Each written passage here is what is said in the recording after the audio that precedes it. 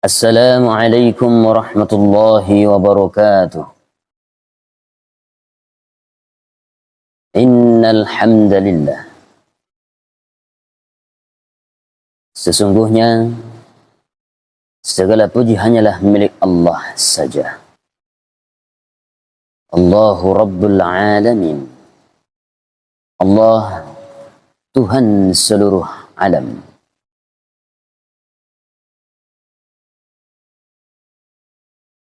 Saudaraku dimanapun berada, insyaallah saya mengajak para hadirin wal hadirat untuk senantiasa memuji kepada Allah dengan mengucapkan Alhamdulillahi Rabbil Alamin.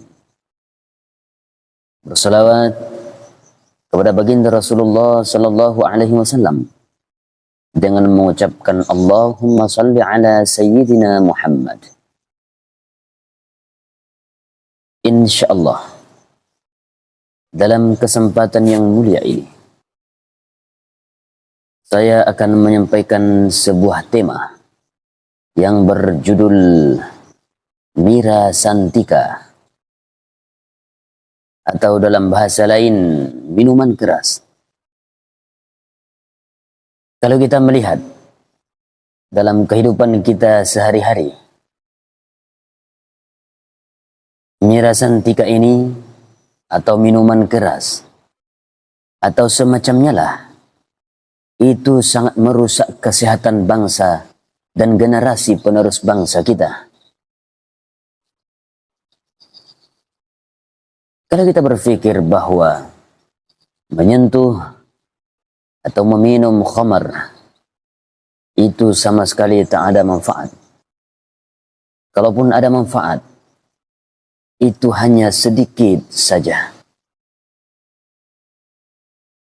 Kalau kita mengutip sebuah lagu dari ayahanda Haji Rhoma Irama yang berjudul Mira Santika, kira-kira seperti inilah lirik dalam irama lagu Haji Rhoma Irama. Dulu aku suka padamu, dulu aku memang suka. Ya, ya, ya. Dulu aku gila padamu, dulu aku memang gila. Ya, ya, ya. Setelah aku tahu kau dapat merusakkan jiwa.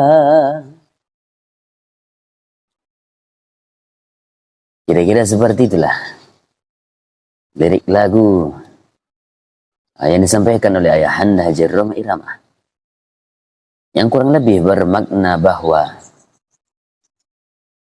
minuman khamar itu merusakkan jiwa. Itu akan merusak diri kita sendiri apabila kita menyentuh yang namanya minuman keras. Kalau kita mengutip di dalam Al-Quran, betapa bahaya menyentuh atau betapa bahaya minuman khamar ini. Allah Subhanahu wa taala menyampaikan di dalam Al-Qur'an yang berbunyi, A'udzu billahi minasyaitonir rajim. Bismillahirrahmanirrahim.